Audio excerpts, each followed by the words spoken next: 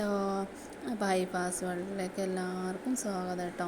അപ്പോൾ ഇന്ന് പച്ച പപ്പായ കൊണ്ട് ഒരു തോരനാണ് ഉണ്ടാക്കാൻ പോണത് കേട്ടോ. ഒരുപാട് ഹെൽത്തി ആയിട്ടുള്ള ഒരു സംഭവമാണ് പപ്പായ. അപ്പം നമുക്ക് പപ്പായ കൊണ്ട് എങ്ങനെയാണ് കാബേജിനൊക്കെ വെല്ലുന്ന ഉപ്പേരി ഉണ്ടാക്കുന്നത് എന്ന് നമുക്ക് നോക്കാം കേട്ടോ. അപ്പോൾ ഇതാ ഞാൻ മീഡിയം സൈസ് പപ്പായയാണ് എടുത്തിട്ടുള്ളത്. അത് കഴുകി അതിൻ്റെ പുറമേയുള്ള ആ ഒരു വഴുവഴുപ്പും ഒക്കെ കഴുകി നല്ല വൃത്തിയാക്കി തുടച്ച് വെച്ചിട്ടുണ്ട് കേട്ടോ.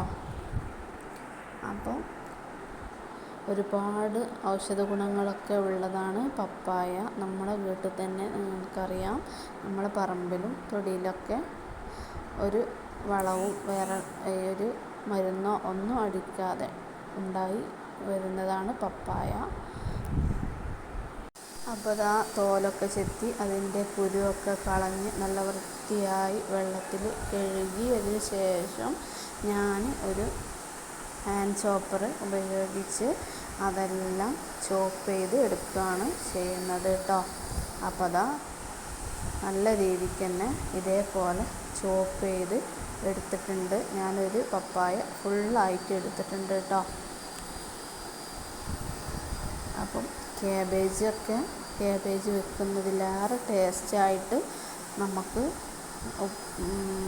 തോരൻ വെക്കാൻ പറ്റും കേട്ടോ ഇതുകൊണ്ട്, പപ്പായ കൊണ്ട്.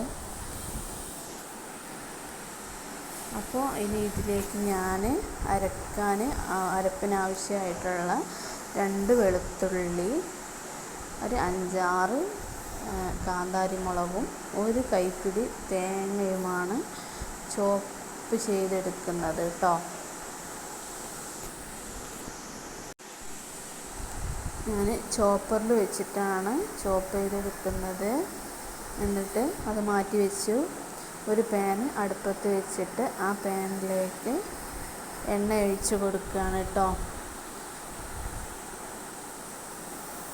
എന്നിട്ട് അതിന് ശേഷം കടുക് പൊട്ടിക്കുകയാണ്. കടുക് പൊട്ടിച്ചതിന് ശേഷം കറിവേപ്പില ഇട്ട് കൊടുക്കുകയാണ് കേട്ടോ. പിന്നെ ഒരു നുള്ളു മഞ്ഞൾപ്പൊടി ഞാൻ ഈ വെളിച്ചെണ്ണയിലേക്ക് ഇട്ട് കൊടുക്കുന്നുണ്ട്.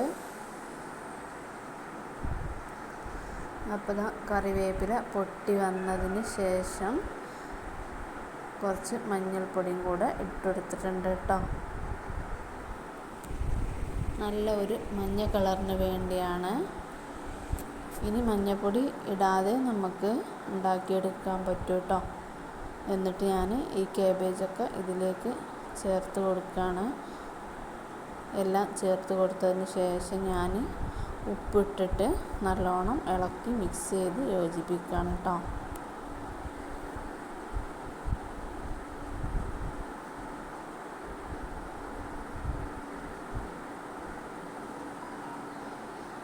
നല്ലോണം മിക്സ് ചെയ്തതിന് ശേഷം ഞാൻ ചതച്ച് വെച്ച ഈ തേങ്ങയും മുളകും എല്ലാം അതിലേക്ക് ഇട്ട് കൊടുക്കുകയാണ്. ഇട്ട് കൊടുത്ത് അതും നല്ലവണ്ണം മിക്സ് ആയതിന് ശേഷം വേവാൻ വേണ്ടി ഞാൻ മൂടി വെക്കുകയാണ് കേട്ടോ. ഇതിൽ വെള്ളമൊന്നും ഒഴിക്കേണ്ട ആവശ്യമില്ല. ഇതിൽ പപ്പായയിൽ ഓൾറെഡി നല്ല വെള്ളത്തിൻ്റെ അംശം ഉള്ളതുകൊണ്ട് തന്നെ ഞാൻ അടച്ച് വെച്ചിട്ട് 5 മിനിറ്റ് ലോ ഫ്ലെയിമിൽ വെച്ച് വേവിച്ച് എടുത്തതിന് ശേഷം ഞാൻ ഇത് നല്ല അടിപൊളിയായിട്ടുള്ള പപ്പായ തോരൻ റെഡി ആയിട്ടുണ്ട് കേട്ടോ. അപ്പോൾ എല്ലാവരും ട്രൈ ചെയ്ത് നോക്കണം കേട്ടോ. അപ്പം വീഡിയോ ഇഷ്ടപ്പെട്ടാൽ എല്ലാവരും ലൈക്ക് ചെയ്യാൻ മറക്കല്ലേ.